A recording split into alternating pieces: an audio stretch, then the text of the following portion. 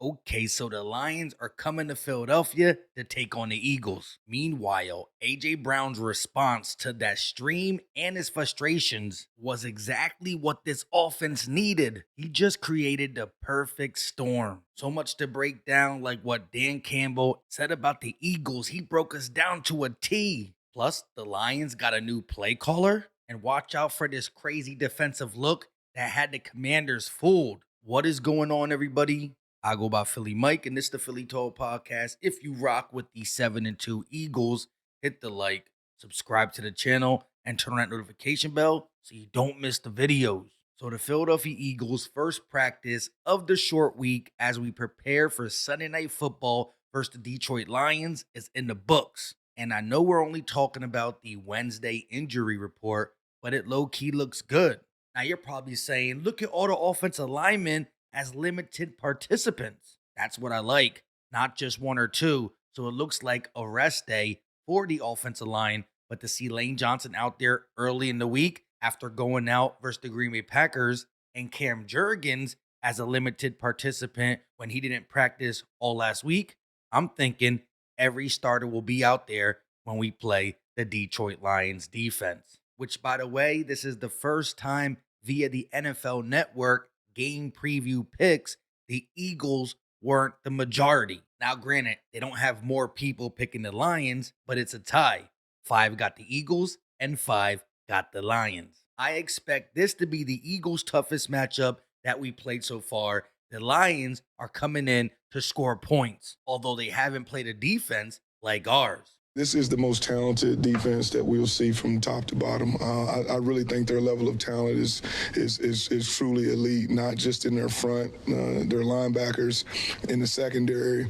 The corner play is exceptional. I think they proved how sticky they could be just a couple of nights ago. They did a really, really good job. Safety play is great. They can feel the run, at the nickel position, Coop. I mean, they got a lot of guys that can play. We look forward to the challenge, man. We know that this is going to be a game in a great environment where this is exactly what we love to be in. I know this is what they've been through. They've won a lot of games, not only because of their talent level, but the scheme. Coach is just great at what he does. And then the environment, so that's a three-pronged spirit right there. That's pretty impressive. But talent level, definitely the most talented group that we've seen. They're sticky, they're physical. They jam you at the line of scrimmage. They can play zone coverage when it does get to third down. They're sticky enough to play man. So, he has a lot of weapons. Our defense definitely is going to have to turn up, but without the offense, we won't beat the Detroit Lions. We need a contribution from our offense. And after hearing AJ Brown's press conference, which I absolutely love, this is the way you hold your team accountable. He was asked, how does your situation coexist with being 7-2? It's not just solely about my situation. I mean, guys, like, obviously I want to win too, and I think if we're really focusing on winning and doing our job, like, we can't just keep slapping the Band-Aid over defense doing their job and getting us out of trouble. Like, at what point are we going to pick up our slack as an offense that we're so great, And that's what I'm getting at. It's not about we're not winning or I don't care about winning. All I care about is stat. No, it's been week after week sometimes. We're not contributing. We're not doing our job on offense. So you can't just keep slapping the Band-Aid over that and you expect to win late in the year. You think you're going to go to it at the end of the year. It's not going to happen. I'm sorry. It's not going to happen. It's not going to happen. And last year, what it was, thank you for the ring, but it's a new season. They adapted. We have to adapt, and we have to continue to, get better and try to find new ways. So that's where the frustration comes in, because it's not about winning, you guys. I want to win, yes. I want to help contribute as well, do our thing on offense as well. I think that's fair. Sorry. Go ahead. Do you feel like you're misunderstood in that? In that people. I don't care if I'm misunderstood. I stand up in front of it and fall on that sword over and over again. It's about doing what we're supposed to be doing on offense. And if we are really in this business for trying to get better, we got to do what we got to do, and not just say, oh, it's about wins. So as long as we got the win, it's cool. No, that ain't what. No, you cannot do that. Not in this league. We got to continue to get better. We got to do what we have to do on offense to help the defense, to help the special teams. He ain't lying. And I'm not saying you can never have a defensive game or a bad offensive game, but it wasn't just the Packers. The Eagles lead the NFL in 3 and outs, meaning when we're good, we're good. but we're inconsistent on offense. And I think it goes back to Kevin Patullo. One beat writer straight up asked AJ Brown, sometimes after the game, I see people breaking down film or this, that, and the third, and we see you wide open, and Jalen Hurts just don't throw you the ball. Is that the situation sometimes? I don't think that's the case at all. I think certain plays have different reads. Despite what it looks like when somebody takes a screenshot, and you can't go off that. That he has certain reads. He has a lot going on in his head that he's trying to process, and then also he has pressure in his face. So, like I said, I don't know. That maybe it's a question for him or KP. Now, I'm not going to sit here and say Jalen Hurts never misses AJ Brown. Every quarterback misses a wide receiver. This is not why the targets ain't there. A beat writer said guys like Jamar Chase, Justin Jefferson, Puka Nacua, JSN, they all get double teamed, but they still get the targets. Like I said, I think you got eyes, you can see that. It's not about what those other guys get. And for me, like I said, man, it's not about targets, man. It's about just want to contribute, want to help, and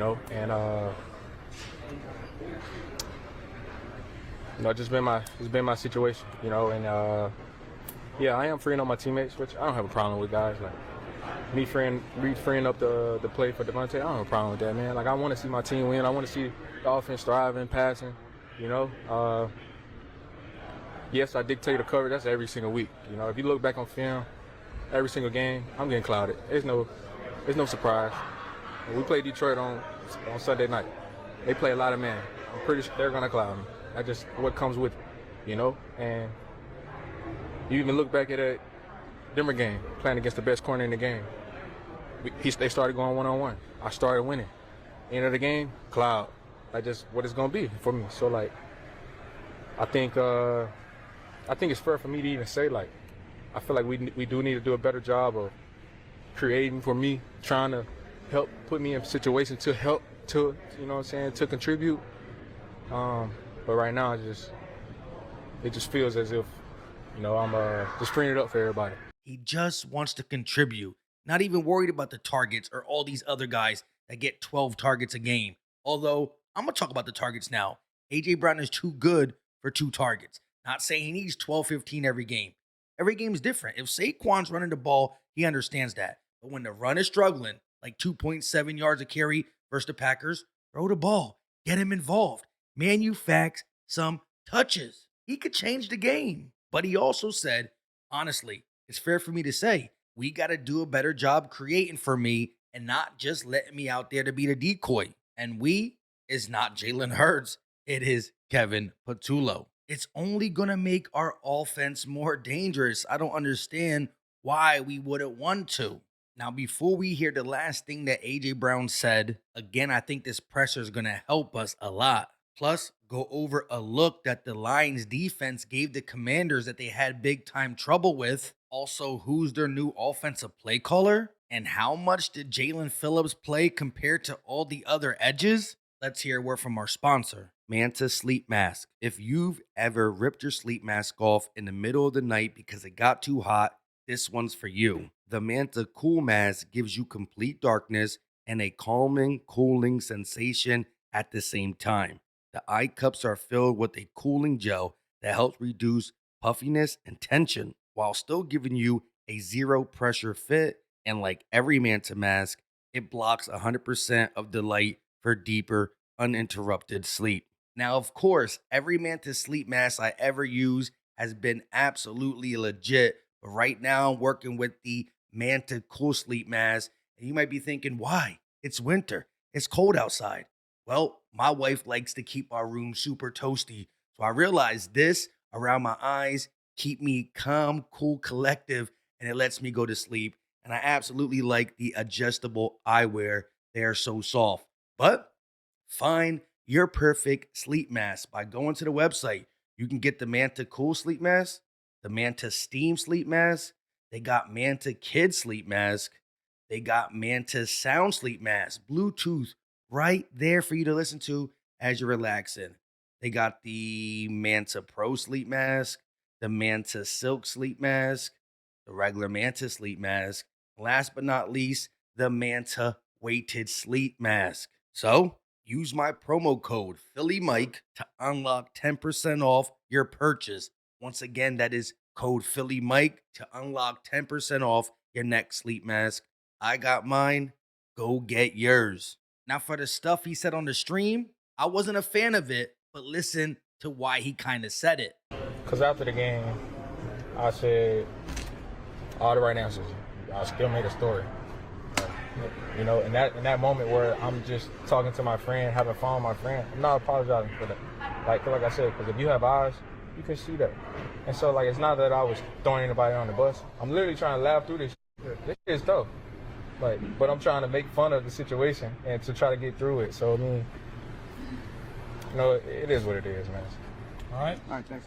He's literally frustrated. He's telling you, but he's trying to laugh through it. Why cry over spilled milk? You hear me on the live play-by-plays when we are stinking. If I ain't laughing, I'm crying. You rather laugh than cry. Granted, I'm always one to say, don't go to Twitter, don't go to IG, don't go to a random stream. Not random. Shout out to Rondo. He's a great content creator, Commanders fan, but a great creator in all his reaction.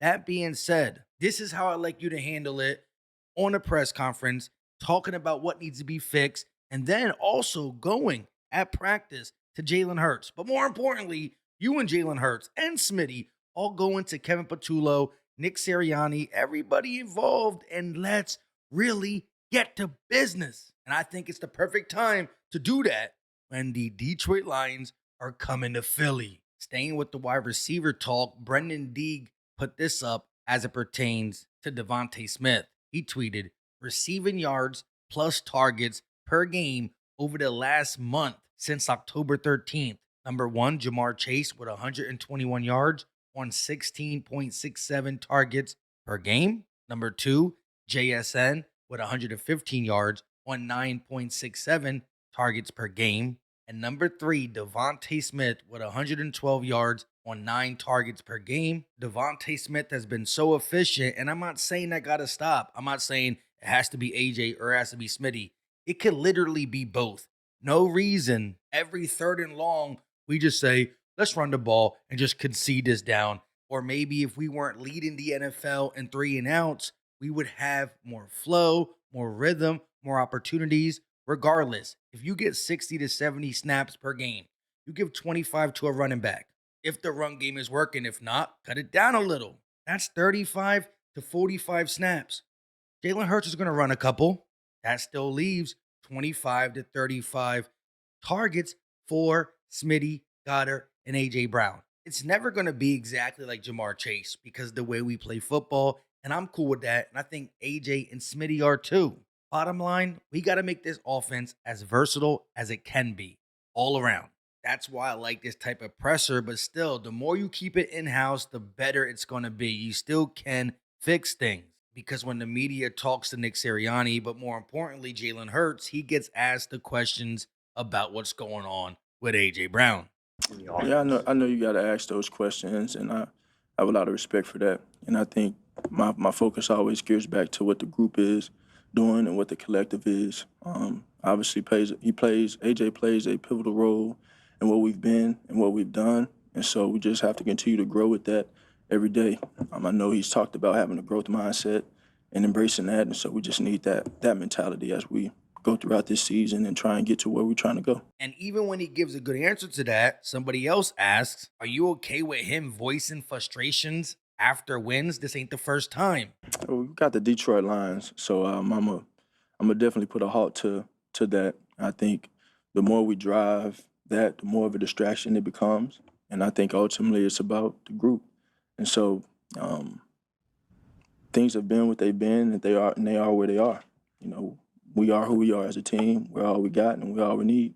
And so in terms of who we have this week, we got a really good opponent coming into town, a team that is, if I can only imagine, has been waiting on the opportunity to play us, given history and given how good they've been.